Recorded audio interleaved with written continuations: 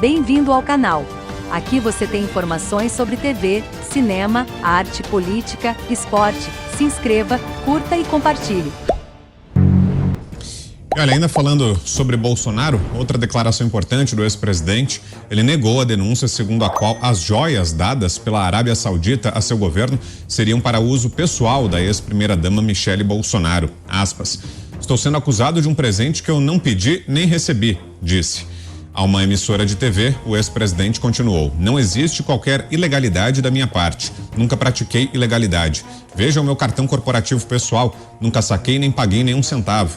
Quem também falou sobre o caso foi o ex-ministro Bento Albuquerque. Ele afirmou que o governo tomou as medidas cabíveis em relação às joias supostamente dadas à ex-primeira-dama Michele Bolsonaro.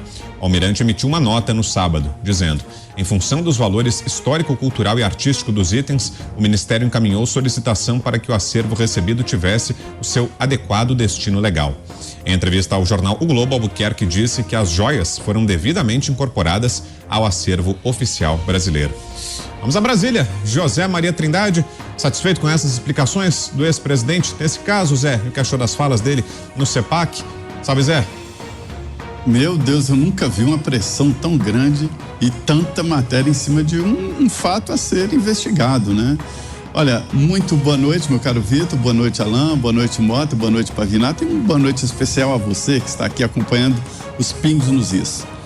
Olha, o presidente Jair Bolsonaro, ele está condenado a ser Bolsonaro. Por onde vai, leva milhares de pessoas e isso será assim. A volta dele ao Brasil será um caso, um fato a ser seguido, porque vai sim despertar muito interesse. E a proposta do PL de que ele viaje o país levando mensagens é muito interessante, assim como a primeira-dama Michele Bolsonaro vai fazê-lo, vai andar pelo país, e não adianta inventar aqui uma joia aqui, uma joia ali. Não é a cara de Michele Bolsonaro essa situação, não é, seguramente não é. Então vamos lá, sobre as joias, um presente, nós estamos acostumados aqui a ver os presentes que são dados aos presidentes da Câmara, do Senado Federal, eles são colocados à disposição da instituição, ficam em locais seguros. Agora, uma joia desse quilate, desse preço, não pode ficar numa exposição simples como ficam os outros presentes do Palácio do Planalto. Geralmente um enfeite, uma espada cravejada ali de pedras, geralmente alguma obra de arte que represente o país, e sempre, isso é tradicional, que o presidente da República vai a algum país, ele leva presente. O presidente brasileiro leva, né? É praxe. O Itamaraty compra algo representativo, algo que expresse ali a relação, e existe um momento protocolar no encontro de presidentes, que é exatamente essa troca de presentes. Um dá um presente, outro dá outro. E isso já está mais do que regulamentado, de que os presentes têm que ser incorporados, né? E digo isso ao presidente da República, presidente do Senado e presidente da Câmara. O Palácio do Planalto é cheio de presentes assim, que são doados, às vezes alguma antiguidade, assim por diante. Neste caso, ficou muito evidente que se trata de um presente para o país, não para a primeira-dama.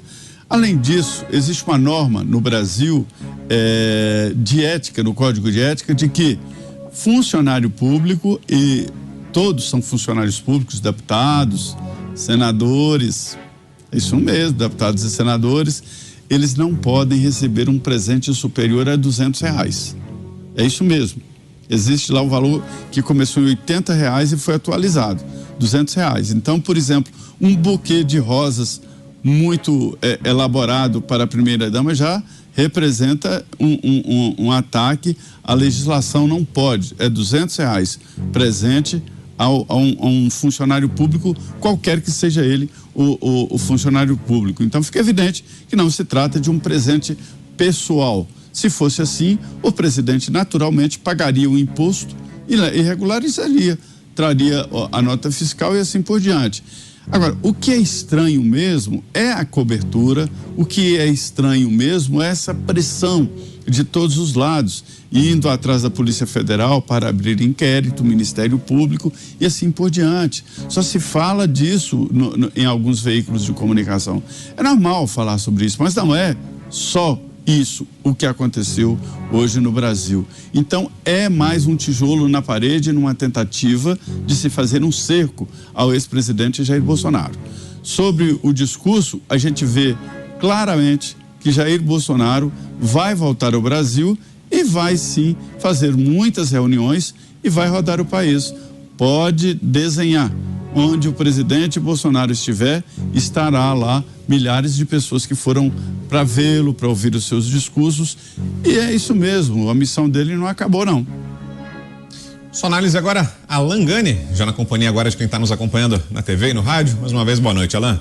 Boa noite, Brown, boa noite, Pavinato, boa noite, Mota, boa noite, Zé Maria Trindade, boa noite novamente aí a nossa audiência. Acho que o Zé, ele falou muito bem. Em relação às joias que surgiram agora, tem que ser investigado, tem que ser apurado, mas é muito estranho que essa história venha à tona justamente no momento onde a Michele Bolsonaro começa a destoar como uma figura política importante. Muito se fala que ela pode ter aí pretensões em 2026 e essa história coloca o nome dela, né, em tudo isso. Muita coincidência. Outro ponto que é importante, vamos lembrar que o Bolsonaro chegou a receber no passado cheque que ele não reconheceu na conta dele, se eu não me engano da Friboi na época, e ele devolveu esses cheques. Então, essa história não está fechando. E aí se fala o quê? Qual que seria a motivação disso? Uma propina para final de governo, né? Dado que ele não é mais presidente. Então tem muita coisa ainda que precisa ser apurada. Tá muito solto. Acho que o Zé fez um diagnóstico muito preciso, perfeito dessa situação. Em relação ao discurso dele, eu vou voltar lá nas eleições de 2018. Muito se falava que o Bolsonaro ganhou por um sentimento antipetista. Se fosse só um sentimento antipetista, teriam outras alternativas, mesmo o Alckmin sendo de esquerda, mas era uma força política contrária ao PT. Você tinha o Amoedo na época, havia também o Henrique Meirelles, mas então por que o Bolsonaro? É lógico que pesou o sentimento antipetista, é lógico que a Lava Jato teve uma influência muito grande ao escancarar toda a corrupção na época, etc e tal, mas o Bolsonaro, ele conseguiu convencer a população de que ele era o candidato conservador. Numa onda conservadora que vinha no Brasil, a direita efetivamente saiu do armário. E aí, o Bolsonaro continua com essa força política. E por que ele continua com essa força política?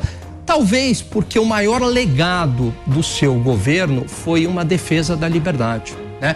Como ele bem pontuou, a imprensa o criticou bastante, mas em nenhum momento, né, e críticas muitas vezes injustas, muitas vezes fake news, mas em nenhum momento ele tentou regular a imprensa. Ele entendeu, aliás, a frase dele é muito boa, que não existe essa liberdade asséptica. Eu sempre falo sobre isso, quer dizer, para a liberdade poder existir, a gente deve conviver, aceitar com alguns riscos e algumas imperfeições. A liberdade está acima disso. Caso contrário, se a gente regular muito a liberdade, acabou a liberdade por definição. É uma questão lógica. E outra coisa, ele também nunca desrespeitou uma sequer decisão do Supremo, né? Não houve desrespeito a nenhuma decisão oficial. Ele cumpriu todas, muitas até questionáveis aí do ponto de vista jurídico, uma escolha lá, interferência da Polícia Federal, etc. E ele cumpriu a decisão do Supremo. Então não houve em nenhum momento o desrespeito a nenhum poder. E é por isso que ele é essa força hoje, aplaudido aí pela direita americana, como o Mota bem colocou também, é uma direita que não aplaude qualquer um, uma direita que é apoiada por Donald Trump, apoiada por Tucker Carlson, enfim, entre outros nomes aí emblemáticos. Tem tudo para ser, ainda é, esse representante da direita no Brasil. Não tem outro nome, todos os outros nomes são muito fracos. E você, Roberto Mota, que achou dessas explicações do ex-presidente sobre esse caso das joias, Mota? Eu vou comentar essa notícia, mas antes eu não quero deixar de comentar o comentário do Pavinato, porque levanta um ponto importante. Aliás, eu acho que hoje à noite promete, porque nos discursos da CEPAC tem farto material para a gente se divertir aqui e informar a nossa audiência. Eu acho que isso, Pavinato, é uma das semelhanças, e existem várias outras, entre o fenômeno Bolsonaro e o fenômeno Donald Trump, né? O Donald Trump é um cara que não necessariamente sempre fala o que você quer ouvir, não necessariamente usa palavras doces, fofinhas. Aliás, eu anotei aqui alguns trechos do discurso dele que, olha, tem trechos que eu nem posso falar aqui, porque corre risco da gente sair do ar, né? Tamanha foi não é a dureza, mas a sinceridade do presidente Trump, né? E isso ele tem semelhante com o presidente Bolsonaro. Eles, às vezes, usam uma fala mais dura, né? Agora, imagina, isso só é uma hipótese, hein, Pavinato? Não é vida real. Imagina que você tem escolha entre duas figuras. Uma que fala meio tosco, meio grosso, mas opera 100% dentro da lei e do direito. E a outra que fala de amor, fala coisas fofas, todo mundo vai comer, todo mundo vai ser feliz, ninguém vai mais morar na rua, mas a prática política é a pior possível. São coisas atrasadas, né? Na melhor hipótese, ideias atrasadas, obsoletas. Na melhor hipótese. Quem você escolhe? Isso, gente, é só uma cena hipotética aqui, né? Talvez no passado recente a gente tenha passado por isso. Em relação a essa notícia das joias, o Zé Maria já, como sempre, né, já matou o bicho antes de chegar a minha vez. Só me resta pegar um pedacinho. Quer dizer o seguinte, algumas figuras do mundo dos negócios, né, do entretenimento, da política, se revelam grandes líderes. E essa liderança tem, geralmente, por base características pessoais ou a capacidade do líder de articular uma mensagem, de se comunicar direto com os corações, com as mentes das pessoas. E, geralmente, esses líderes muito populares, quanto mais você ataca eles, quanto mais os inimigos os atacam, mais populares eles ficam, né? São os chamados de massa de pão, né? Quanto mais você bate, mais ele cresce. O presidente Bolsonaro está nessa categoria, como os seus adversários já perceberam há bastante tempo. E aí, qual é a única forma que você tem, do ponto de vista político, para derrubar um líder como esse? É provocar a desconfiança de quem o apoia. Se você convence a multidão de apoiadores que aquele líder, na verdade, ele diz uma coisa, mas ele faz outra, se esse líder perde a confiança de todo mundo que o apoia, então aí está uma forma de derrubá-lo. E é isso que está por trás dessa estratégia, que é uma estratégia tão infantil que eu já comparei há um tempo atrás a um desenho animado que tinha muito antigamente. Eu acho que o Zé Maria, que é o único que deve lembrar, né? Que era um coiote que corria atrás de um papaléguas. Papaléguas. E o coiote sempre tinha um plano maligno, infalível, para pegar o papaléguas, e no final o coiote acabava sempre machucado, ferido, e o papaléguas fugia. É exatamente isso que a gente está vendo aqui. É a notícia do dia contra o presidente Bolsonaro. Eu garanto para vocês que em algum lugar da esplanada tem uma mesa cheia de pastas, né? Programadas já, essa aqui é para semana tal, essa aqui é para semana tal, cheias de notícias novas, né? É uma notícia que é uma não notícia. Como é que tem alguma coisa errada se essas supostas joias que foram trazidas pelo ministro e ficaram retidas no aeroporto? O presidente Bolsonaro não estava nem lá, foi o ministro que estava recebendo. As joias estão na Receita Federal. É uma não notícia, mas não se surpreendam, porque eu garanto a vocês que não vai se passar 1 ou 2 dias sem que surja uma outra notícia bomba. Pavinato. Ô, Vitor. Pera um pouquinho, Zé, vamos só ouvir o Pavinato até sobre esse caso das joias que ele ainda não falou. Depois te devolvo, Zé. Vai lá, Pavi. Bom, é o seguinte, não tem nada.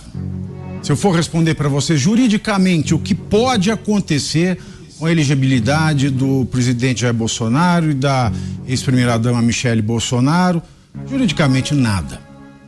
Nada, porque não há crime sem lei anterior que o defina. Essa é a regra geral do direito penal desde o Marquês de Beccaria. Eu estou falando isso de coisa quase 500 anos atrás. Então não tem nada que seja criminoso aqui. Tem uma decisão do Tribunal de Contas da União de 2016 que diz que ex-presidentes só podem ficar com lembranças de caráter personalíssimo. O que é isso? De uso pessoal, como roupa e perfume. Bom, anel, relógio, colar e brinco é de caráter personalíssimo. E tem outra coisa. Nesse país a Constituição diz que ninguém é obrigado a fazer ou deixar de fazer qualquer coisa senão em virtude de lei. Eu estou falando de uma regra do Tribunal de Contas da União que não é lei. Então não tem lei. Nós temos orientações. Orientações que não são claras o suficiente para constituir uma conduta criminosa. Logo, eu usar agora o Ministério da Justiça para que a polícia avalie crimes de peculato, descaminho ou lavagem de dinheiro, como quer o senhor Flávio Dino, isso sim é uma malversação da Polícia, como outra, né? Fazer a Polícia Federal investigar o crime da Marielle, tendo o STJ dito que é a Polícia do Estado do Rio de Janeiro, a Polícia Militar, que deve conduzir, a Polícia Civil do Rio de Janeiro, que deve conduzir essa investigação. Pois bem, não pegou bem essa história, né? É uma história mal contada. Primeiro por quê? Porque é que todo mundo sabe que deve se declarar um bem quando se entra no Brasil, acima de $1.000. Fato. O que ele quis fazer? Petecagem. O ministro com o assessor quiseram fazer PTK. O que é petecagem? É aquela malandragenzinha que todo mundo faz quando volta dos Estados Unidos, com um MacBook, com um iPad, com um telefone que passa dessa cota dos $1.000, eles põem no meio da mala, vai que cola. Se a Receita não achar, não achou, passa sem pagar imposto. Bom, ele fez isso, ele fez essa petecagem. Não deveria ter feito. Tanto não deveria ter feito que ele não deveria ter feito o passo seguinte, que foi voltar e dar carteirada no pessoal da alfândega. Isso registrado por vídeo. Bom, se ele tivesse declarado como um bem dado à presidência da República, isso teria sido entregue, não estaria nem na mão da Receita hoje, não estaria sendo fiscalizado absolutamente nada. Então essa ida e vinda, essa carteirada e as tentativas sucessivas, e ao todo foram 8 tentativas de reaver esse bem, e nessas tentativas depois do aeroporto, foram 3 na verdade, quando você opta por não declarar, quando você é pego e não quer declarar, e quando você volta para dar uma carteirada. 5 tentativas petequeiras. Nas 5 seguintes, não fica claro nos ofícios dos ministros e da própria presidência se esse bem quer ser revisto para a presidência ou para o presidente, de acordo com a decisão do TCU. Então são coisas que pegam muito mal, e num momento em que está havendo uma máquina de triturar a reputação de qualquer pessoa da direita, isso aqui é engrenagem, é combustível para essa máquina, sem sombra de dúvida. Agora, não, mas nós temos que moralizar. Nós somos um país agora com um presidente que luta pela democracia e que não admite mais nenhum tipo de mal feito. Bom, vamos lá, o governo Lula, então. Quem é que não se lembra do cofre do Banco do Brasil, onde se achou um crucifixo do século XVI de valor inestimável? Ou seja, se vendesse todas as joias, achar que está agora nesse imbróglio das joias da Chopard que vieram da Arábia Saudita, não paga um braço desse crucifixo inestimável, que pior ainda, foi tungado da presidência pelo Lula. Foi tungado. E também foram encontradas joias, adagas e moedas, e depois de saídas do cofre, foram para um container bancado pela OAS no valor de R$1,3 milhão. Como é que você pode condenar uma atitude dessa das joias, que não tem um regramento claro, quando o próprio judiciário dá palestras fora do país, viajando nos melhores aviões, ficando nos melhores hotéis, tomando dos vinhos mais caros, e vem em eventos patrocinados por réus dentro dessas cortes em ações que somam 158 milhões de reais. É muito mais que os 16 da joia. Então, não dá para condenar. Vamos ouvir o Zé também? Diga lá, Zé.